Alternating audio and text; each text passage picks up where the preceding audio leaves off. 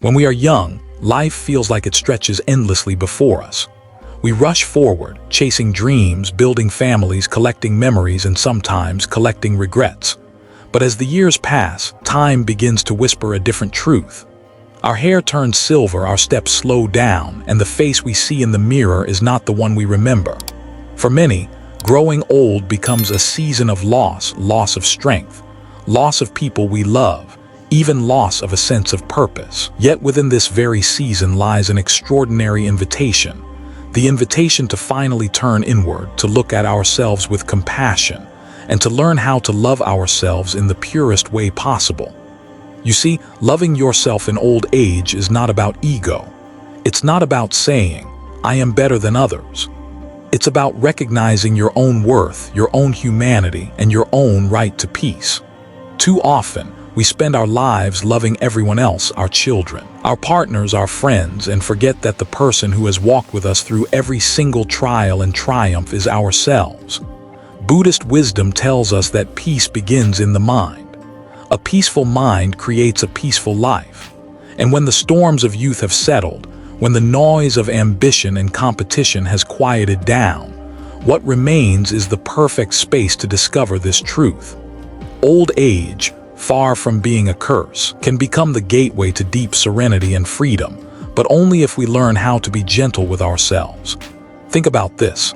How many times have you judged yourself harshly for mistakes of the past? How many nights have you replayed old regrets, wishing you had spoken differently, acted differently, or chosen a different path? We all do this. But in the later years of life, these regrets can weigh even heavier. They can trap us in bitterness, loneliness, or self-doubt. Loving yourself means loosening that grip. It means saying, yes, I stumbled. Yes, I suffered, but I am still here breathing alive. I am still worthy of kindness, especially from myself. And here is the beauty.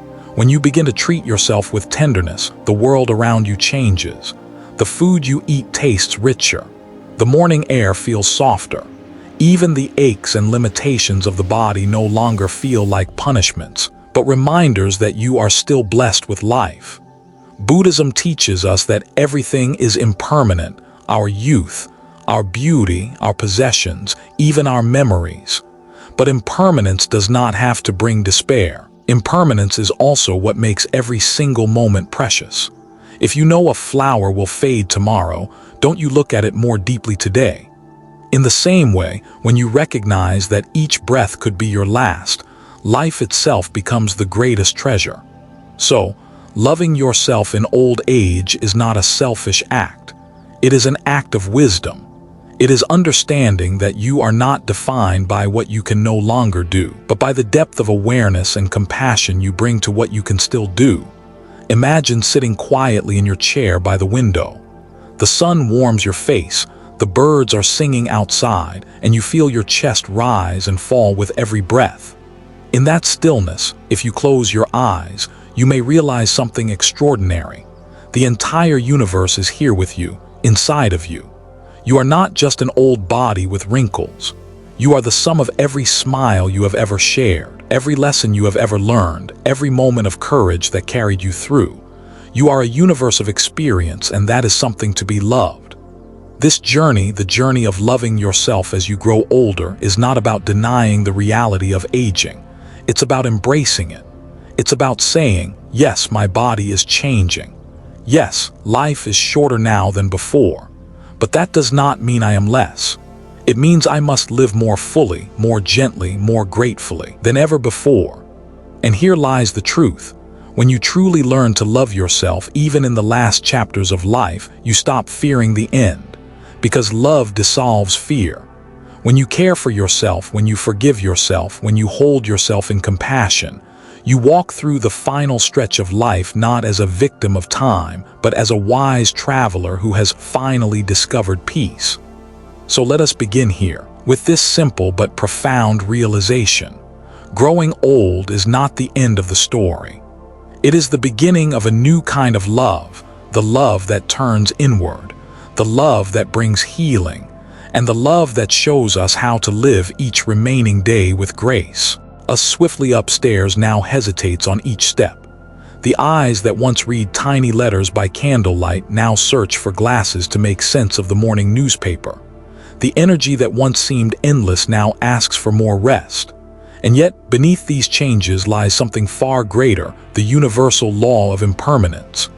Buddhism calls it anicca, the truth that nothing, not even the strongest mountain, not even the brightest star, lasts forever.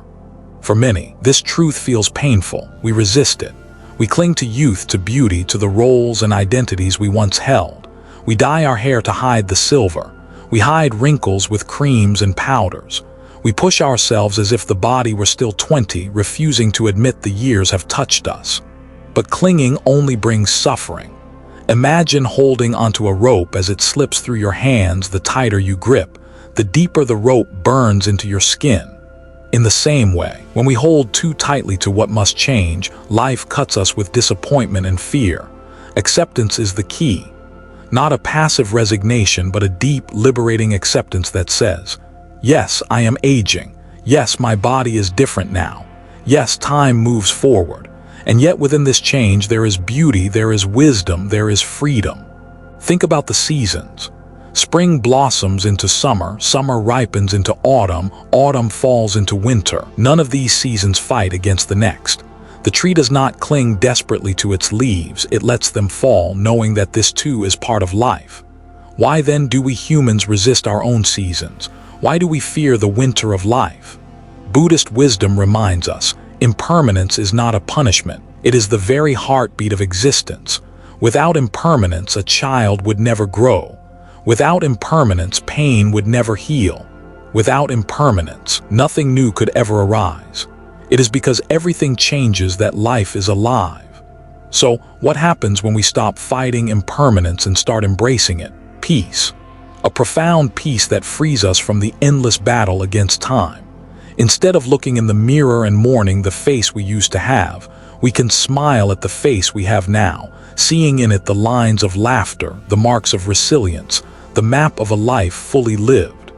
To accept aging is to honor the journey. Every scar on your hand, every crease on your forehead, every ache in your bones, they are not signs of decline, but symbols of survival. They tell the story of where you've been, what you've endured, and how far you've come. Imagine sitting with a grandchild, or even just looking back at old photographs. You realize that the person you are today carries within them every version of yourself that came before, the child who once ran barefoot, the teenager who once dreamed big, the adult who worked hard and loved deeply. They are all here, layered within you. Aging is not losing them. It is carrying them all, with grace. And here is the gift. When you truly embrace impermanence, you stop living in fear of what's coming. Instead, you live in awe of what is here. The morning cup of tea, the laughter of a friend, the quiet sound of rain on the roof, these moments become jewels, shining brighter because you know they cannot last. The Buddha once said, all conditioned things are impermanent. When one sees this with wisdom, one turns away from suffering. This is not just philosophy. It is a practice, a way of looking at your life right now and finding peace in the very changes you once feared. Aging then becomes not something to dread, but something to accept with open arms. You do not have to be who you once were. You only have to be who you are now. And who you are now carries the richness of decades, the softness of compassion, the strength of endurance. Yes, the body will change. Yes, the years will pass. But remember this, you are not just your body, not just your age. You are awareness itself, timeless, watching each moment rise and fall like waves upon the ocean. The ocean does not mourn each wave that fades, it knows another will come. In the same way, your spirit is vast, unshaken by the passing of time. So let us take a deep breath right here, right now.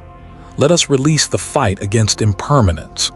Let us step into the beauty of aging, not as a tragedy, but as a sacred unfolding. Because when you accept the truth of change, you discover the deepest freedom. The freedom to live this very moment with joy. If impermanence teaches us anything, it is that life never stays still. And yet, even as time moves forward, our minds often cling to what has already passed. We replay mistakes, we reimagine choices, we whisper to ourselves, if only I had done things differently. Regret is heavy. It sits in the chest like a stone. The older we grow, the heavier it can feel because we have more years behind us than ahead. We think about words we should have spoken, or words we wish we had never said. We remember opportunities missed, relationships broken, decisions that now seem unwise. But here's the truth: the past is unchangeable. No amount of thinking, no amount of guilt, no amount of wishing can rewrite what has already been written. What has happened has happened. The Buddha often reminded his followers of this simple fact. Clinging to the past is like trying to grasp a handful of smoke. It only slips through your fingers, leaving you exhausted. To love yourself in old age, you must learn to release regret. Not because the past didn't matter, but because your suffering today does not change what happened yesterday. Forgiveness, especially self-forgiveness, is the doorway to freedom. Think of your life as a long journey across a vast landscape. Along the way, you've carried many burdens, mistakes, losses, disappointments. For years, you may have kept them strapped to your back, believing you must carry them forever. But what if you could set them down? What if you could walk these last miles lighter, freer, unburdened? The act of letting go begins with compassion. Imagine speaking to yourself the way you would speak to a dear friend. If your friend told you about a mistake they made 30 years ago, would you tell them to keep punishing themselves? Of course not. You would hold their hand and say, "You did the best you could with what you knew at the time. You deserve peace." Can you offer the same kindness to yourself? Buddhism teaches that clinging to regret only strengthens the illusion of self, that fixed idea that I am this person, I am my mistakes, I am my failures.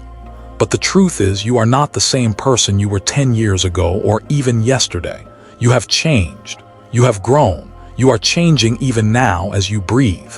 Why should an old mistake define who you are today? Letting go does not mean forgetting. It means transforming the way you hold the memory.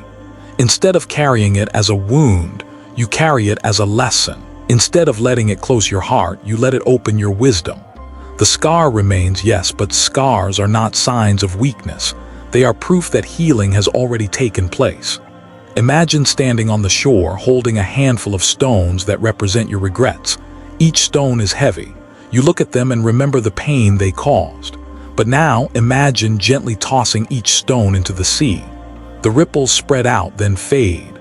The stone sinks, the water calms, and your hands are free again. This is the practice of release. Meditation can help with this. Sit quietly, close your eyes, and breathe deeply. When an old memory arises, don't fight it, don't drown in it. Simply notice it like a cloud passing through the sky. Whisper to yourself, "That was then, this is now, I choose peace." Slowly, with practice, the memories lose their power to harm you. There is a saying in Buddhism: you can't pour tea into a cup that is already full. If your heart is filled with regret, there is no room for joy. But when you empty the cup, when you pour out the bitterness of the past, life has space to fill you with sweetness again. Ask yourself, what burdens am I still carrying that I no longer need? Maybe it's guilt for not being the perfect parent.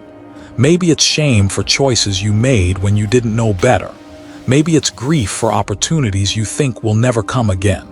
Whatever it is, know this: holding on does not honor the past.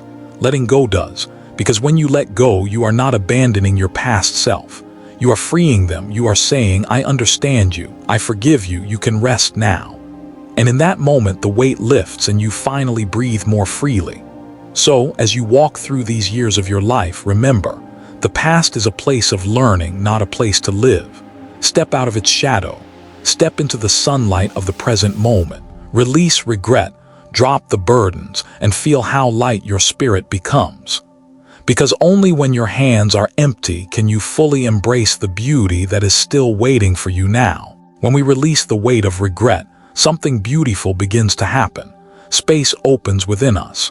And into that space, a new awareness flows, an awareness of the present body, this fragile yet miraculous vessel that has carried us through every season of life. It is easy, especially in old age, to look at the body only through the lens of loss. The knees ache, the back stiffens, the eyesight fades.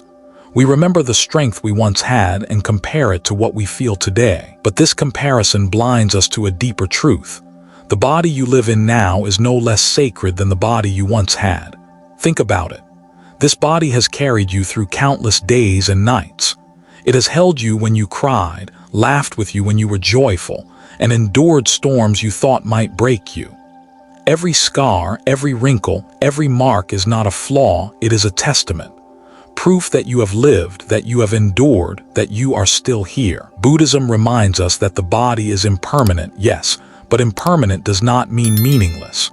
On the contrary, impermanence invites us to cherish the body more tenderly because we know it will not last forever.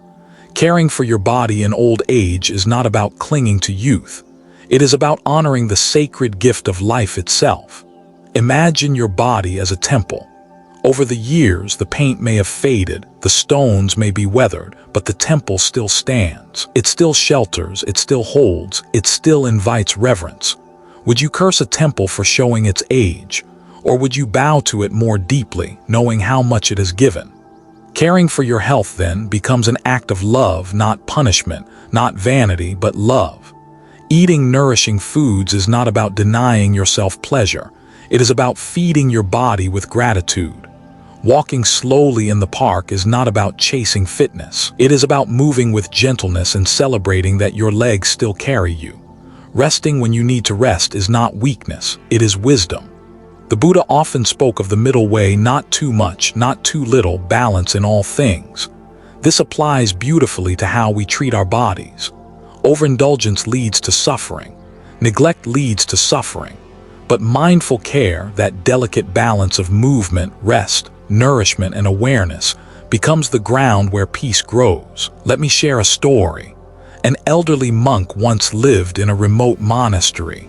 Every morning, though his legs trembled, he walked slowly around the courtyard, breathing deeply, smiling gently. A young student asked, "Master, why do you still walk every day when your body is so weak?" The old monk replied, "Because my body has been my faithful companion for so long. Each step I take with it now is my way of saying thank you." What a powerful reminder. Instead of seeing the body as betraying us, we can see it as a lifelong companion that has never abandoned us. Even when it is tired, even when it aches, it is still here, still breathing, still allowing us to taste the miracle of existence. Self-love in old age, then, is not about trying to look young again. It is about caring for yourself the way a loving parent cares for a child, with tenderness, patience, and respect. When your body is hungry, feed it. When it is weary, let it rest. When it is restless, give it gentle movement. These small acts of care are prayers. They are ways of saying, "I honor you, I thank you, I cherish you." And let us not forget the power of touch, not only from others but from ourselves. Place your hand over your heart, feel its steady beat. Place your hand on your cheek and whisper, "This body is my home. I will treat it with kindness." Such simple gestures can awaken a deep sense of connection. When you care for your health, you are not just prolonging life. You are enriching the quality of every moment you still have. You are saying to yourself, "I am worth this care, I am worth this tenderness." That is the essence of self-love. So tonight, when you lie down to rest, do not see your body as old and failing. See it as noble, see it as resilient, see it as a sacred vessel that has carried you across oceans of time. Whisper gently, "Thank you, I will take care of you, for as long as we journey together." Because loving yourself in old age is not only about the heart and the mind. It is also about the body, this faithful companion, this temple of life, this miracle that deserves your deepest respect. There is a kind of love that doesn't shout, doesn't demand attention, and doesn't come wrapped in dramatic gestures. It's the quiet love, the kind that shows up in stillness, in silence, in the space between thoughts. As we age, this love becomes more and more precious. Because while the world may rush on, our own hearts begin craving peace, simplicity, and depth. And there is no greater gift we can give ourselves in the later chapters of life than the gift of stillness. Meditation, at its core, is not about escaping the world. It is about meeting life as it is, without judgment, without resistance, without clinging to what's gone or fearing what's ahead. Imagine sitting in a quiet room, the sun gently streaming through the window, and all you're doing is breathing. In that moment, you are not your regrets. You are not your worries, you are not even your age. You are simply here, alive, present, whole. That is love in its purest form, turning toward yourself with acceptance instead of criticism, with gentleness instead of harshness. For many people, meditation feels intimidating at first. They think they need to empty their mind or force themselves into some enlightened state. But the truth is, meditation is not about controlling your thoughts, it's about noticing them. Thoughts will come like clouds drifting across the sky. Some will be heavy, stormy clouds of regret or self-doubt. Others will be light, passing clouds of random memories. Your task is not to chase them away, but simply to let them pass, reminding yourself, I am the sky, not the cloud. I am the awareness, not the thought. This simple act of sitting quietly, breathing and noticing is a way of saying to yourself, I matter enough to pause. I matter enough to listen to my heart. I matter enough to rest. That's self-love, not in words, but in action. And the beauty of meditation is that it doesn't just transform the moment you sit down. Over time, it reshapes the way you live. Suddenly, the small frustrations of daily life lose their grip on you. You don't snap as easily. You don't spiral into worry the way you once did. Instead, you find yourself responding with calm, with perspective, with patience. And that shift, gentle but powerful, creates an inner freedom that no one can take away from you. Stillness also invites you to listen more deeply, not just to your thoughts, but to your body, to your emotions, to the wisdom that lives inside you. Sometimes we discover that the voice we've been ignoring all these years is the one that was guiding us toward healing all along. Meditation gives that voice a chance to be heard. And when we listen, we realize that loving ourselves isn't about fixing who we are. It's about coming home to who we've always been. And perhaps most profoundly, meditation helps dissolve the illusion of separation. In stillness, you realize you are not alone. Even when you sit in silence, the breath you inhale has been breathed by countless others. The earth beneath you has held generations before you.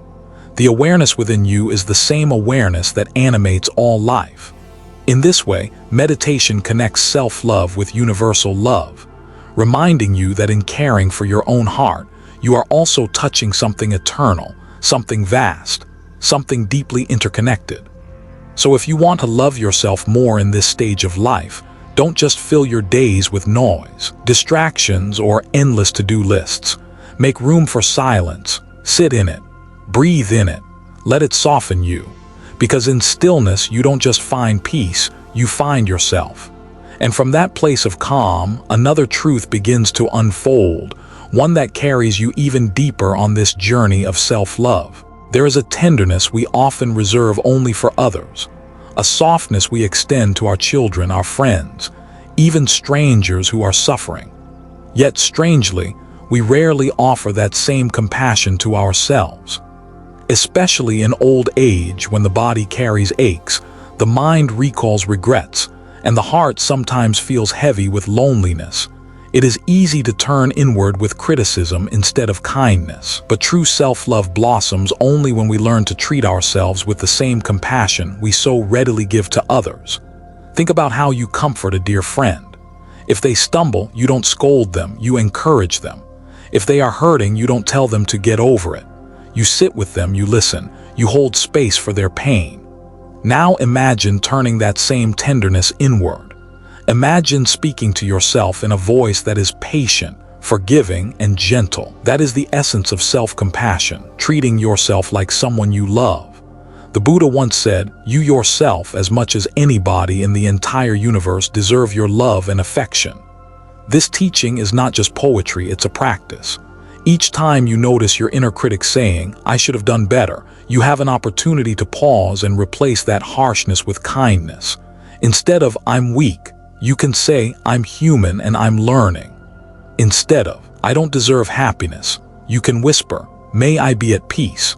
May I be free from suffering." Self-compassion does not mean ignoring your mistakes or pretending everything is perfect. It means acknowledging your flaws with honesty, but holding them in the arms of kindness rather than judgment. Just as a mother loves her child despite their imperfections, you can love yourself through your own. As we grow older, compassion for the self becomes even more vital. The past cannot be undone, the body cannot be made young again, but the heart can always soften. And that softening changes everything. The aches in your joints may not vanish, but your relationship with them transforms. Instead of resentment, you respond with care. The wrinkles on your face may not fade, but you begin to see them as symbols of a life lived fully, not flaws to be hidden. Compassion allows you to meet your aging self with grace. This gentle love also breaks the cycle of loneliness. Because the truth is, when you are compassionate toward yourself, you never truly feel abandoned. You become your own companion, your own comforter, your own safe place. And from that wellspring of inner kindness, your ability to love others expands too. Compassion for the self ripples outward into compassion for the world. One simple practice is the loving kindness meditation. Sit quietly, breathe deeply, and repeat softly, "May I be safe. May I be healthy. May I be peaceful. May I live with ease." At first, these words may feel awkward, maybe even selfish. But over time, they settle into your heart like seeds. And those seeds, once watered with daily attention, bloom into a love so deep, so enduring that you realize caring for yourself has always been the foundation for caring for others. When you offer compassion inward, you heal the wounds of self-rejection. You stop fighting yourself and instead begin walking hand in hand with the person you've always been, yourself. And in that union, you discover that growing old is not about losing love. It's about learning to finally give it to yourself without condition. And from this foundation of compassion, another layer of self-love unfolds, one rooted in gratitude, in seeing not what is missing, but what has been given all along. There comes a time in life when we realize that our greatest treasures are not the things we own, but the bonds we've built and the lessons we've carried along the way. In old age, these bonds and lessons take on a new, deeper meaning. For years, we may have worked hard, raised families, or pursued ambitions, but as the pace of life slows, a simple truth shines brighter than ever. We are not meant to walk this path alone. Connection is not just a comfort. It is a vital form of self-love. To love yourself in later years also means allowing yourself to remain open to others, to give and to receive. Too often, elders feel invisible in a society that glorifies youth. But the truth is, you carry something invaluable, wisdom that cannot be rushed, stories that cannot be bought, perspective that only time can teach. And sharing this wisdom is not only a gift to others, it is a gift to yourself. Every time you tell a story, offer guidance, or simply listen with patience, you affirm your worth, your relevance, your belonging. Connection does not always require grand gestures. Sometimes it's as simple as greeting your neighbor with warmth, calling an old friend, or sitting with a grandchild who wants to hear about the old days. These moments weave a fabric of belonging, reminding you that your life is intertwined with countless others. Just as a tree does not grow in isolation, it is fed by the soil, the rain, the sun, and the forest around it. You too are nourished by community. But connection isn't only about speaking, it's also about listening. Younger generations are searching for guidance, for stability in a world that often feels uncertain. When you listen without judgment, you offer them something rare, the comfort of being truly heard. And in return, you may find yourself inspired by their curiosity, their energy, their vision for the future. This exchange, your wisdom for their freshness, creates a beautiful harmony that uplifts both sides. And yet, social connection doesn't always have to be with people. It can also be with life itself, with the earth, with art, with the spiritual traditions that anchor your heart. Walking in a park, tending to a garden, participating in a local sangha or meditation group. These are all ways of saying, I belong to the web of life. I am part of something greater than myself. Sharing wisdom also brings a special kind of healing. Perhaps there are mistakes you regret, paths you wish you had taken. By sharing your story honestly, you transform regret into guidance for someone else. What once felt like a burden becomes a lantern for others to see by. And in lighting their way, you discover that your past, even the painful parts, was never wasted. It becomes part of a legacy, a ripple of love and truth moving forward in time. And here is something powerful to remember. Connection does not diminish your independence. Instead, it strengthens your spirit. To reach out, to stay engaged, to give and receive love, that is not weakness. It is wisdom, because human beings were never meant to thrive in isolation. Even in silence, even in meditation, our lives are interwoven with all beings. When you allow yourself to connect, you affirm life itself. In the end, the greatest act of self-love may be to realize that your story still matters, your voice still matters, your presence still matters. And in offering it freely, you create not just connection, but a living bridge between generations, between hearts, between lives. And from this place of connection, another dimension of self-love emerges, one that comes from finding meaning and purpose in the years that remain, and living each day as a sacred opportunity. There's a kind of peace that only reveals itself when we let go of excess. For much of life we chase success, possessions, approval, and recognition. But when the years add up and the noise of endless striving begins to fade, a quiet truth comes into focus. Happiness doesn't come from having more, but from needing less. Simplicity is not deprivation, it is freedom. And in old age, this freedom feels like the deepest form of love you can give yourself. To live simply is to unburden your heart from the weight of should-haves and must-haves. It is to open your hands and let go of what no longer serves you. Old grudges, unused possessions, unnecessary worries. What remains is clarity. And in that clarity, you see that life doesn't have to be complicated to be beautiful. A cup of warm tea, the sound of birds at dawn, the laughter of someone you love. These small things, when noticed deeply, are enough to fill your heart with joy. In Buddhist teachings, there is the wisdom of santutthi, contentment. It is the practice of being at ease with what is here, rather than always reaching for what is not. Contentment is not about giving up dreams or denying yourself pleasure. It's about realizing that peace does not depend on what you own, but on how you see. When you are content, even a simple meal tastes rich, even a modest home feels full, even a quiet day becomes a blessing. Simplicity also nurtures gratitude. When your life is less crowded with excess, you begin to notice what truly matters. The wrinkles on your face remind you of laughter and survival. The aches in your body remind you that you are still alive, still breathing, still able to experience this precious human life. Gratitude transforms the ordinary into sacred moments, and it is through gratitude that contentment deepens into joy. Living simply also means aligning your life with what you value most. Instead of scattering your energy in countless directions, you focus on what brings meaning, relationships, inner peace, spiritual practice. The things you once thought you needed begin to fall away, and what's left is the essence of who you are. In this way, simplicity is not loss, it is discovery. And perhaps most importantly, simplicity frees you from comparison. In younger years, it's easy to measure yourself against others, their wealth, their beauty, their accomplishments. But in the wisdom of old age, you learn that enough is enough. You are no longer in competition. You are no longer chasing shadows. You are simply here, and here is enough. This way of living becomes a profound act of self-love. Because when you choose simplicity, you choose peace over pressure, clarity over chaos, and presence over distraction.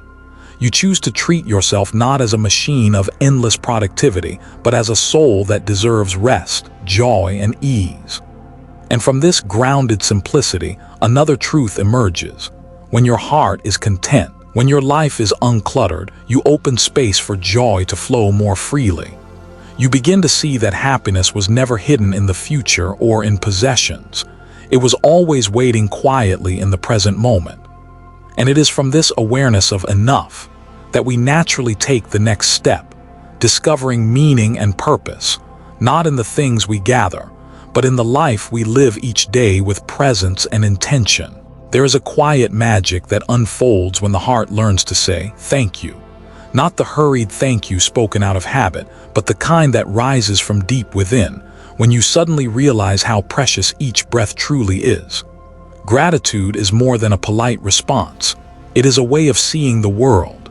And in old age, it becomes a lantern that brightens even the dimmest corners of life. Think about it. How often have we overlooked the small blessings that carried us through? The bed that held us through countless nights of rest. The hands that still reach for a glass of water. The sun that rises each morning without ever failing. Gratitude is not about ignoring hardship. It is about recognizing that even in hardship, life still offers gifts. When we practice gratitude, we shift our gaze from what is missing to what is present. Instead of dwelling on the opportunities lost, we begin to see the beauty of what remains. Maybe you can no longer run as swiftly as before, but your steps still carry you forward. Maybe your hair has turned silver, but it shines with the wisdom of years. Maybe your circle of friends has grown smaller, but those who remain are loyal, precious, irreplaceable. Gratitude transforms the ordinary into a treasure chest of joy. And here's the secret. Gratitude naturally leads to joy. Not the fleeting joy of excitement, but the steady, enduring joy that grows from noticing life's simple gifts. The sound of rain tapping on the window, the smell of fresh bread, the smile of a stranger. These small joys become radiant when seen through the eyes of gratitude. You begin to realize that happiness is not something distant, waiting at the end of a long road. It is here in the everyday if only we learn to see.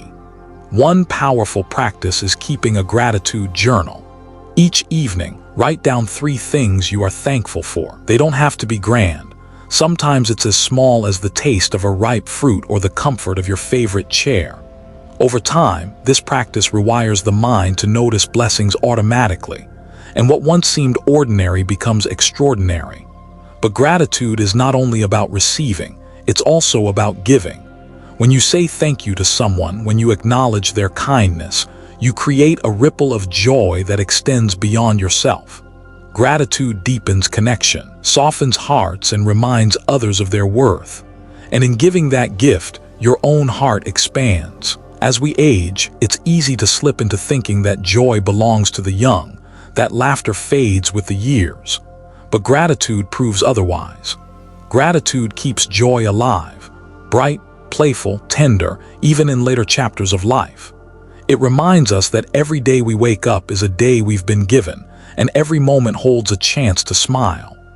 And so, in practicing gratitude and nurturing small joys, we discover that self-love is not found in chasing after what we lack, but in honoring what we already hold. It is in the little things noticed deeply that life reveals its quiet perfection. And from this spirit of gratitude and joy, we naturally find ourselves arriving at the final reflection of this journey, a closing that ties together love, acceptance, and the wisdom of a life well lived. As this journey comes to a close, there is one truth that shines brighter than all the rest. Growing old is not an ending, but a homecoming. It is the slow, gentle return to the one place you were always meant to arrive, the center of your own being. For so many years, life pulled you outward. You gave yourself to work, to family, to responsibility, to survival.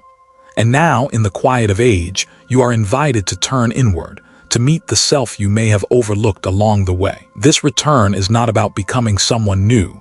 It is about remembering who you've always been beneath the noise of the world. The wrinkles on your skin, the silver in your hair, the slower rhythm of your days. These are not signs of decline, but symbols of a soul finally at peace with itself. The outer layers may change, but within, the same light shines. The same awareness, the same sacred presence that has guided you since birth. To come home to yourself means embracing life exactly as it is, no longer bargaining with the past, no longer clinging to what might have been, no longer fearing what comes next. It is about resting in the deep truth that you are enough, as you are right here, right now. And in that resting, you find the freedom you were always searching for. In Buddhist wisdom, old age is seen not as something to dread, but as an opportunity to awaken. When the distractions fall away, when ambition softens, when the mind turns from constant striving to simple being, the heart opens to what is eternal. You realize that the love you sought from others was waiting within you all along. You realize that peace was never out there. It was always here, breathing quietly inside. And perhaps the most beautiful part of this journey is that it is not just about you. By learning to love yourself in old age, you become a beacon for others. Your presence teaches younger generations what it means to age with dignity, to live with grace, to let go without fear. Your life becomes a living teaching, a silent sermon that says, it is possible to be at peace with who you are. So as you stand in this final chapter, take a deep breath. Feel the weight of your years not as a burden, but as a blessing. Feel your heart not as a wounded place, but as a garden that has been watered by every joy and every sorrow, now blossoming into wisdom. And know this, the journey of self-love is never wasted. Every act of compassion, every moment of gratitude, every step into stillness has carried you here to yourself. This is the great return, the quiet homecoming. And as you rest in this truth, you see that there is nothing left to chase, nothing left to prove, nothing left to fear. There is only this moment, only this breath, only this love. And in that, you are whole. If these words touched your heart, let them ripple outward. Share this teaching with someone who may need comfort today. And if you wish to continue walking this path of wisdom together, I invite you to subscribe to Zen Buddhism Wisdom. Here, we learn, reflect, and grow, not in haste, but in stillness, in kindness, in truth. May your days be gentle, your heart at peace, and your spirit always at home within itself.